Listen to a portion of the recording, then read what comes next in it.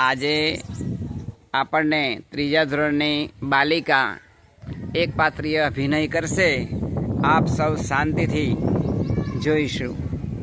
શરૂ કરો।